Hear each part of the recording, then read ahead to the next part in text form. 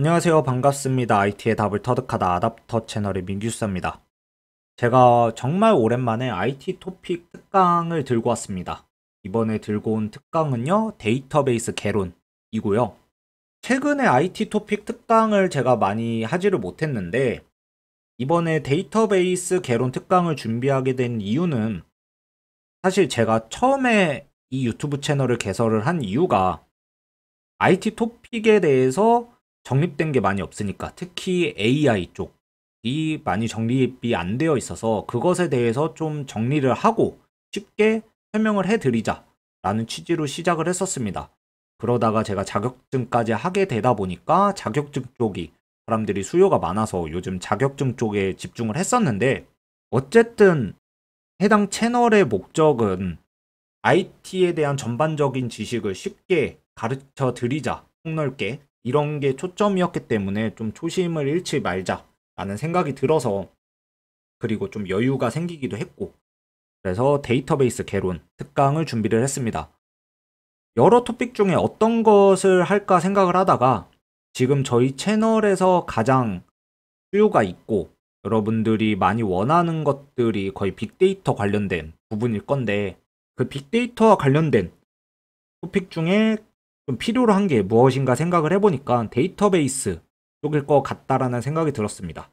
그래서 데이터베이스 개론 특강을 준비를 해봤습니다. 데이터베이스의 개요, 즉 데이터와 정보에 대해서 개념을 좀 정리를 하고 데이터베이스의 개념에 대해서 간단하게 소개를 하고 첫 강의는 마무리 지을까 합니다. 강의를 시작하기 전에 이 강의가 어떤 식으로 진행이 될지 워밍업 수준으로 한번 훑어보도록 하겠습니다. 자, 이 강의는 15강을 완강을 목표로 하고 있습니다. 물론 강의를 진행하다 보면은 무언가 변동이 있고 할 수는 있겠지만 지금 생각으로는 15강 완강을 목표로 하고 있고요. 모든 강의는 30분 이내에 진행을 하고자 합니다. 그래서 짧은 강의는 뭐 10분 이내에도 끝나겠지만 아무리 길어져도 30분은 넘지 말자라는 생각을 가지고 있습니다. 그리고 다른 IT 토픽 특강들과 마찬가지로 이 강의는 대학생, 직장인, 수험생을 위한 폭넓은 타겟층을 향한 강의입니다. 대학생분들의 경우에는 학교에서 데이터베이스로는 공부하다가 무언가 이해가 안 되거나 조금 더 보충이 필요한 부분이 있을 때 찾아서 보실 수 있도록 준비를 할 거고요. 직장인분들은 회사에서 데이터베이스를 다루거나 할 때 필요한 지식이 있다면 습득을 하실 수 있게 준비를 하겠습니다. 그리고 수험생분들은 시험에 나올 법한 다양한 이론들을 배울 수 있도록 그렇게 강의는 구성을 하도록 하겠습니다. 자, 데이터베이스는요, 사실 범위가 상당히 광범위합니다. 데이터베이스가 옛날부터 시작을 해서 많은 종류의 데이터베이스들이 등장을 했고 많은 연구가 이루어지고 최근에는 빅데이터 시대라고 해서 정말 많은 데이터를 다루기 때문에 데이터베이스는 사실 상당히 광범위한 범위의 학문이에요. 하지만 우리는 그것을 다 배우기에는 물론 다 알면 좋긴 하겠지만 그것은 시간상 부족하기 때문에 필요한 부분만 개론 형식으로 배우자라는 게 이 강의의 초점입니다. 그래서 데이터베이스 개론이라는 용어를 붙여서 토픽 특강을 진행을 하는 거고, 물론 이 강의가 끝나고 나서 여유가 생기고 조금 더 여력이 생긴다면은 데이터베이스 특론 이런 강의도 제가 준비를 할 수 있는 여건이 되면은 좋을 것 같습니다. 그럼 그때는 더 넓은 부분을 설명해 드릴 수 있을 것 같아요. 얘도 마찬가지로 완강하면요, PDF를요 이북으로 강의 자료는 업로드될 예정입니다. 자, 이렇게 해서 서론이 좀 길었는데 바로 강의 시작해 보도록 할게요. 첫 번째는 데이터와 정보에 대한 개념을 정립을 해보도록 하겠습니다. 데이터라고 하면요, 현실 세계에서 측정하고 수집한 사실이나 값입니다. 얘는 가공되지 않은 그대로의 객관적인 사실이에요. 사례를 보면 쉽게 알 수가 있습니다. 회원가입 내역. 회원을 가입하면 내역은 그대로 수집되죠. 그렇게 수집된 사실이나 값입니다. 매장의 매출 내역도 매출이 발생하면 내역은 당연히 따라오는 거고, 고객이 로그인을 했으면 그 시간도 기록이 될 겁니다. 객관적인 사실이에요. 그런데 얘를 가공을 하게 되면 이것이 정보가 됩니다. 인포메이션이 돼요. 목적에 따라 데이터를 처리, 가공해서 의미를 부여한 것이고요. 의사결정 문제에 대한 해결의 수단으로 사용을 합니다. 예를 보면요. 회원가입 내역을 가지고 가입 고객의 성별이나 연령 분포를 가공해서 내가 정보로 만들 수가 있어요. 이 정보를 통해서 우리 고객이 어떤 특징을 갖고 있고 우리는 그럼 어떤 판매 전략을 가져야 될지 이런 것들을 의사결정 문제에 활용할 수 있다라는 겁니다. 자, 매장의 매출력을 활용해서요. 매장별 평균 매출액을 알게 되면은 그 매장의 매출액을 활용해서 매출 전략 같은 것을 수립할 수 있겠죠. 그리고 베스트셀러 이런 것들을 활용해서 상품을 베스트셀러 존에 따로 배치를 하면은 조금 더 효과적인 판매 전략을 수립할 수 있을 겁니다.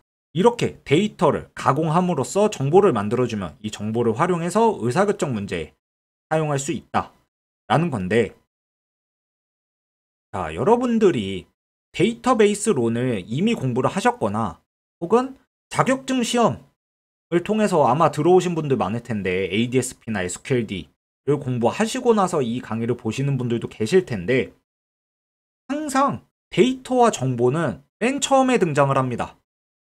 그래서 우리는 그냥 데이터와 정보에 대해서 개념에 대해서 공부를 해요. 왜 시험에 나오니까 혹은 맨 앞장에 있으니까. 그런데 데이터베이스에 대해서 계속 공부를 하다 보면은 데이터와 정보를 몰라도 사실 데이터베이스를 이해하는 데 지장이 없어요. 그런데 도대체 왜 데이터와 정보를 제일 먼저 배우게 되느냐? 다른 많은 책들은 언급을 하지 않지만 저는 좀 언급을 드리고 싶어서 장표를 만들어 봤고요.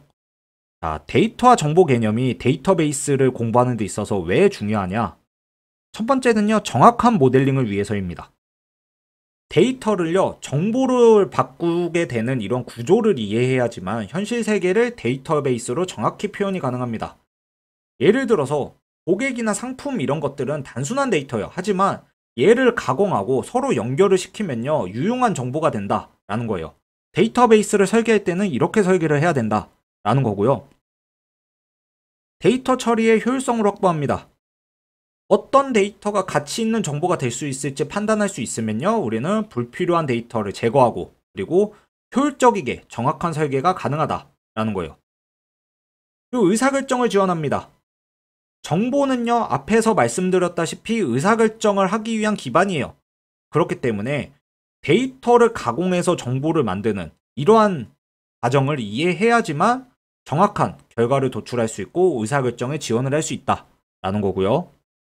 IT 쪽에서 빼놓을 수 없는 게 바로 보안 문제죠.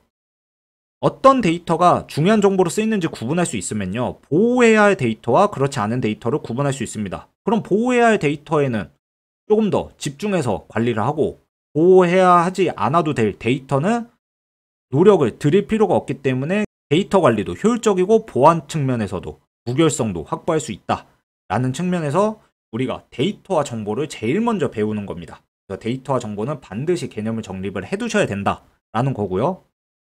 그러면 데이터에 대해서 조금 더 얘기를 해봅시다. 데이터를요, 분류를 해볼 수가 있어요. 가장 기본적인 형태의 데이터는 정형 데이터입니다. Structured Data라고 하고요, 영어로. 구조가 정해진 데이터예요. 엑셀 스프레드시트, 우리가 가장 흔히 볼 수 있는 정형 데이터입니다. 혹은 CSV 파일. 그리고 뒤에서 우리가 계속 배울 건데 RDBMS, 관계형 DBMS라고 불리우는 이것들이 다 정형 데이터예요. 얘는 이런 식으로 표의 형태 혹은 테이블이라고 불리는 이런 구조가 정해진 형태로 저장이 됩니다. 여러분들이 회사를 다니고 있으면은 여러분들의 사번, 부서, 직책 이런 것들이 이러한 표의 형태로 회사 데이터베이스에 저장이 되어 있을 거고요. 학교를 다니고 계시면요, 여러분들의 학번, 이름, 학과, 학년 이러한 정보들이 학교 데이터베이스에 정형화돼서 데이터가 저장되어 있을 겁니다. 이런 것들이 정형 데이터예요. 전통적으로 정형 데이터들을 정말 많이 사용을 해왔었습니다. 왜냐하면 관리에 효율적이니까. 그런데 최근에 들어서는요, 비정형 데이터가 정말 많아졌습니다. Unstructured Data라고 해서 구조화되어 있지 않은 데이터예요.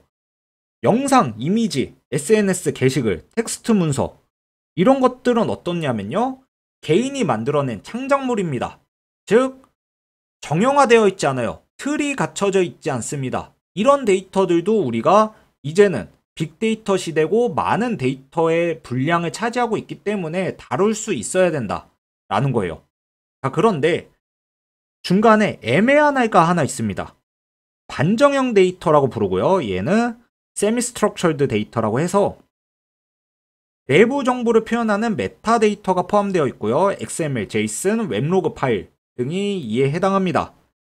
자, 정형 데이터처럼 틀에 갇혀져서 정형화되어 있진 않아요, 데이터가. 그런데 얘를 표현하는 메타데이터, 즉 설명서가 포함이 되어 있습니다. 자, 이러한 이미지, 과일이 있는 이미지는 비정 데이터예요. 그런데 얘를 설명하는 설명서, 메타데이터들이 들어있습니다. 여기는 바나나, 노란색 요 위치야 라는 식으로 설명서가 들어있으면요, 내가 정형화되어 있지 않더라도 데이터의 형식을 파악을 할 수가 있어요. 이게 바로 반정형 데이터입니다. 그래서 우리는 이런 데이터의 종류를 구분할 수 있고, 내가 다루고 있는 데이터들이 어떤 종류인지를 알아야지만 데이터베이스에 저장을 하거나 혹은 데이터베이스를 활용해서 인사이트를 얻을 때 충분히 도움이 될 수 있다라는 겁니다. 자, 이렇게 데이터와 정보에 대해서 좀 얘기를 해봤는데, 본격적으로 그럼 데이터베이스의 개념에 대해서 얘기를 해보도록 할게요. 데이터베이스라고 하면요, 특정 목적을 위해 관련 있는 데이터들을 구조적으로 모아놓은 저장소다라는 거예요. 학교 DB에는 학생들의 정보들이 들어가 있고요, 모아져 있고요. 회사 DB에는 회사원들, 사원들의 정보가 모아져 있습니다. 자, 그런데 이러한 저장소라는 관점에서 데이터베이스라는 학문은 조금 더 확장이 됩니다. 자, 이 부분은 사실 데이터베이스의 구성도라고 부르기에는 조금 무리가 있긴 하지만, 어쨌든 제가 들고 온 이유는 이 부분을 좀 설명을 드리면서 데이터베이스가 어느 정도로 우리가 데이터베이스라고 학문적으로 부를 수 있을까에 대해서 이야기를 하고자 가져왔고요. 물론 시험 보시는 분들은 이 부분이 시험에 나올 수 있으니까 개념은 다 알고 계셔야 되겠지만, 자, 첫 번째는 질의 처리기입니다. 쿼리 프로세스고요. 두 번째는 트랜잭션 관리자. 얘는 트랜잭션을 관리합니다. 그리고 저장 데이터 관리자는 저장 데이터, 물리적 공간을 관리를 해요. 질의 처리기는요, 사용자의 질의를 처리하여 데이터베이스에서 원하는 정보를 추출하는 역할입니다. 자, 이때 SQL이라는 용어가 등장을 하는데, 얘는 국제 표준 데이터베이스 언어예요. 데이터베이스에 접근을 하기 위해서는 데이터베이스가 알아들을 수 있는 언어가 필요합니다. 이거를 국제적으로 표준으로 이미 정해놨어요. 얘를 Structured Query Language라고 하고요. 우리가 뒤에서 다 공부를 할 거예요. 그 다음에 트랜잭션 관리자라고 해서 트랜잭션의 시작, 종료, 복원 등의 작업을 제어하여 데이터 일관성을 유지하는 역할을 합니다. 트랜잭션은 데이터베이스의 논리적인 기본 처리 단위예요. 컴퓨터가 처리를 할 때 처리 단위가 있습니다. 이것의 가장 기본적인, 데이터베이스에서는 논리적인 기본 단위가 트랜잭션이 되는 거고, 저장 데이터 관리자는요, 데이터베이스의 물리적 공간에 대한 관리를 통해 데이터 효율적으로 저장을 지원하는 역할을 합니다. 즉, 물리적인 저장소를 관리한다 라고 보는 건데, 자, 이 부분을 제가 쭉 개념에 대해서 설명을 했지만 이해가 되시는 분들이 있을 거고, 처음 보시는 분들은 당연히 이해가 안 될 거예요. 어차피 걱정할 거 없습니다. 뒤에서 다 공부를 할 건데, 제가 그냥 비유를 들어서 설명을 해볼게요. 자, 여기 사용자가 있는데 얘를 그냥 손님, 어떤 식당에 들어온 손님이라고 생각을 해봅시다. 이 손님이 주문을 해요. 자, 질의를 합니다. 근데 식당에서는 주문이겠죠. 그러면요, 질의 처리기가 주문을 받습니다. 즉, 주문을 받는 종업원이 될 거예요. 이 종업원이 주문을 받으면요, 주방에다가 이 식당에서 사용하는 형식으로 주방에 이야기를 합니다. 손님이 주문한 내용을 해석해서 주방에 가져다 줘요. 그리고 트랜잭션 관리자는 식당 매니저라고 볼 수 있습니다. 주문 처리 중에 문제가 생기면요, 주문을 취소하거나 처음부터 주문을 다시 받거나 하는 식으로 기본 처리를 관리해요. 트랜잭션을 관리합니다. 자, 이게 트랜잭션 관리자고요. 그리고 저장 데이터 관리자는 주방장이라고 볼 수 있을 것 같아요. 주문받은 음식이 있으면요, 얘를 물리적 저장소, 창고에서 꺼내가지고 음식을 제작합니다. 즉, 물리적인 공간을 관리해요.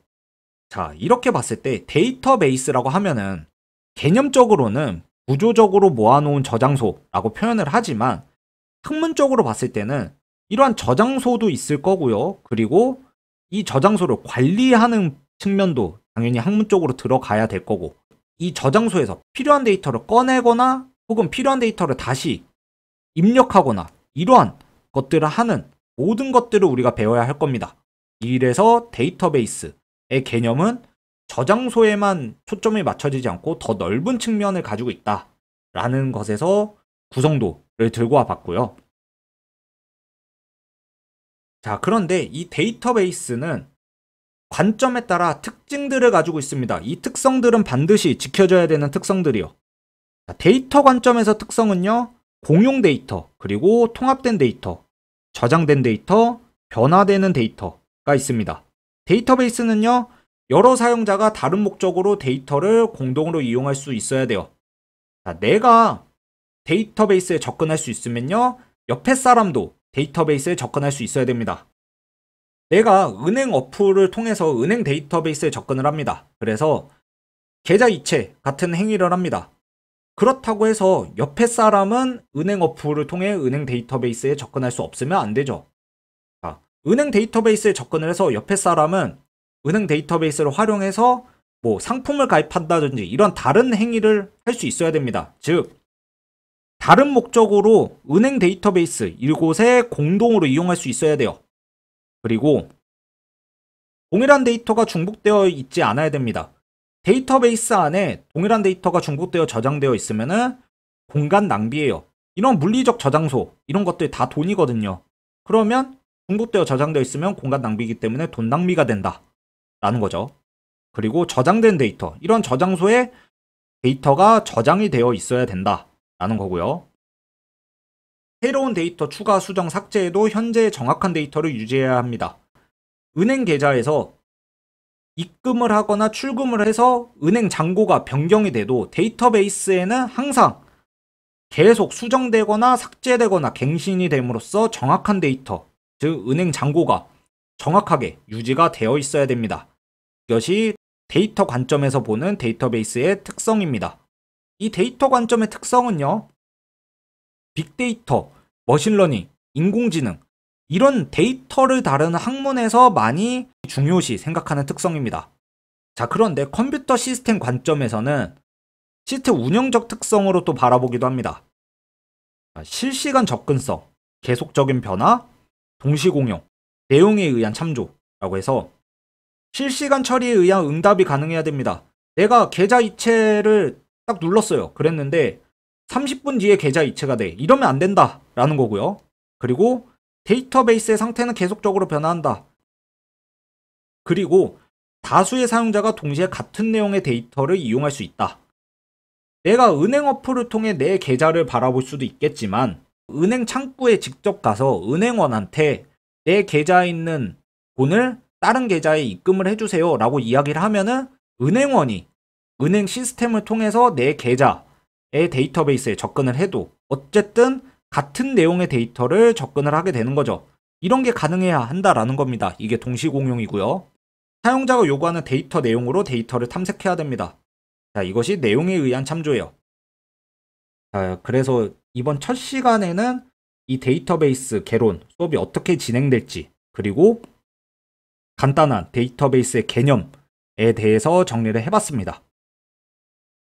다음 시간부터는 본격적으로 데이터베이스를 관리하는 시스템인 데이터베이스 매니지먼트 시스템부터 시작을 해서 뭐 스키마라든지 혹은 설계, 모델링, 그리고 SQL, 더 나아가서는 뭐 스케일링, 이런 것들에 대해서 차근차근 다 공부를 해보는 시간을 갖도록 하겠습니다. 자, 그럼 수고하셨습니다.